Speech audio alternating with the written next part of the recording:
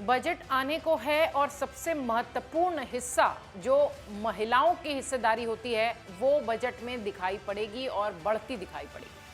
पिछले बजट में केवल 4.32% की भागीदारी पर महिलाओं के लिए बात कही गई थी और महिलाओं को ये बढ़त एमएसएमई सेक्टर में औद्योगिक कार्य करने पर विशेष प्रोत्साहन योजना और शिक्षा स्वास्थ्य क्षेत्र में ज्यादा भागीदारी के माध्यम से मिल सकती है। इस बार ऐसा माना जा रहा है। सरकार तकनीकी और कौशल आधारित शिक्षा में महिलाओं के लिए विशेष योजनाओं की शुरुआत भी कर सकती है। ऐसी भी योजना है। जिस तरह महिला मतदाता भाजपा के लिए सत्ता में आने की गारंटी साबित हो रही हैं और इसी वर्ष 9 राज्यों में विधानसभा चुनाव भी होने हैं, माना यह जा रहा है कि इस कोर वोटर बैंक को साधने के लिए सरकार बजट में विशेष प्रावधान करेगी। चूंकि चुनावी साल है, इसलिए ये बजट बहुत खास होने वाला है। साल 2022-23 में महिलाओं के लिए 1,71,06,000 रुपए का बजट निर्धारित किया गया था। ये 2021-22 में दिए गए बजट के 1,53,326,000 रुपए से लगभग 11% ज्यादा था। हालांकि बजट में महिलाओं की कुल हिस्सेदारी की दृष्टि से देखें तो पिछले बजट में महिलाओं की हिस्सेदारी आंशिक तौर पर कम हो गई थी। 2021-22 में बजट का 4.4% हिस्सा ही महिलाओं के तरफ आया था, जबकि 2022-23 में यह हिस्सेदारी घटकर 4.32% ही रह गई थी। पिछले वित्त वर्ष में 25,172,28,000 रुपए का बजट आवंटित किया गया था। इसके पिछले बजट यानी वित्त वर्ष 2021-22 में 24,435,00,000 रुपए की धनराशि मंत्रालय को आवंटित की गई थी। इस प्रकार महिला और बाल विकास मंत्रालय को निर्धारित बजट में पिछली बार आंशिक बढ़त हुई थी। इस बार भी ये क्रम जारी रह सकता है, ऐसा माना जा रहा है।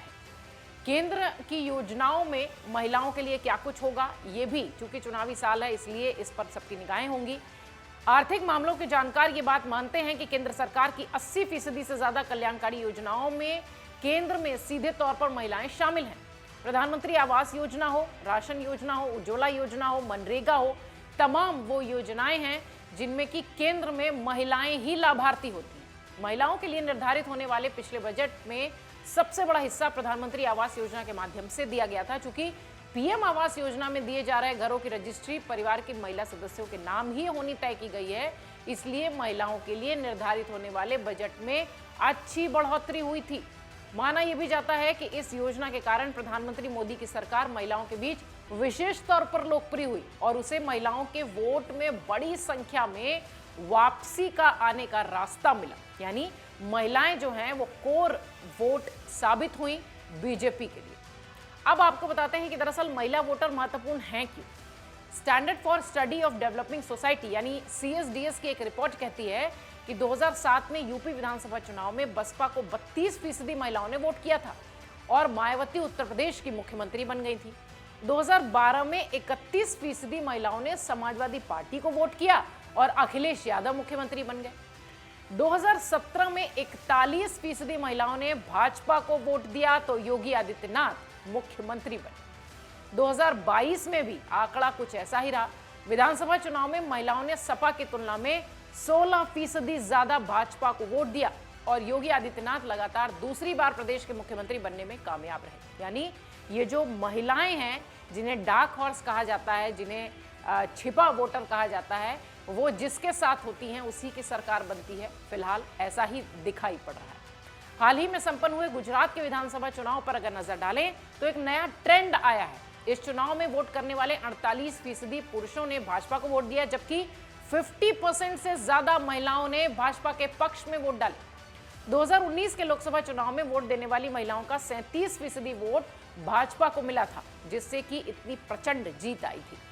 इस चुनाव में ये बात भी देखी गई कि महिलाओं का मतदान प्रतिशत लगभग पुरुषों के बराबर रहा। यानी पहले जब महिलाएं कम वोट दिया करती थी और पुरुषों की भागीदारी ज्यादा होती थी, अब लगभग बराबर दिखाई पड़ती है। इस लोकसभा में भी इतिहास में सबसे ज्यादा 78 महिला लोकसभा सांसद जीत कर आई हैं। ये आंकड़ा भी केंद्र सरकार की महिलाओं के बीच लोकप्रियता का एक प्रमाण माना जा सकता है।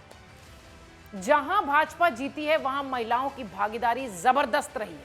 2022 की शुरुआत में ही 5 विधानसभाओं में मतदान हुआ था और भाजपा ने इसमें 4 राज्यों में, जिनमें कि उत्तराखंड, उत्तर प्रदेश, गोवा और मणिपुर में जीत दर्ज की थी। और चुनाव विशेषज्ञ मानते हैं कि ये संयोग मात्र नहीं है, इन सभी राज्यों में महिलाओं ने पुरुषों की तुलना में ज्यादा मतदान किया, वो भी भाजपा के पक्ष में।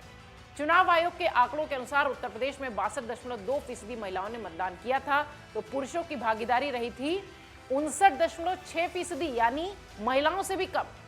उत्तराखंड में ये आंकड़ा बहुत ज्यादा दिखाई पड़ा। उत्तराखंड में जहां पुरुषों ने 62.6% के साथ मतदान किया, वहीं महिलाएं 67.6% के साथ वोटिंग करती नजर आईं। मणिपुर में पुरुषों का आंकड़ा 78% था, तो महिलाओं का आंकड़ा 87% देखा गया। यानी अगर आप देखिए तो जहां पर भी भाजपा जीत कर आई है, वहां पर जबरदस्त तरीके से महिला वोटर्स ने अपनी भूमिका अदा की।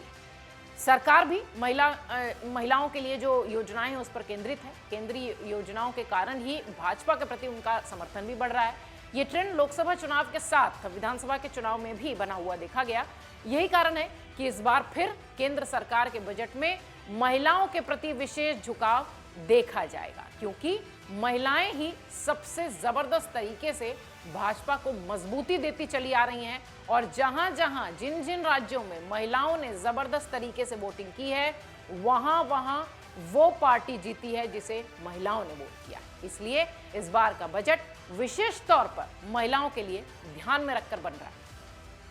अगर आप ये वीडियो YouTube पर देख रहे हैं तो हमारे चैनल को सब्सक्राइब करें और बेल आइकन को दबाना ना भूलें। अगर आप Facebook पर ये वीडियो देख रहे हैं तो हमारे पेज को लाइक करें। डाउनलोड करें अमर उजाला ऐप और पाएं खबरें लगातार।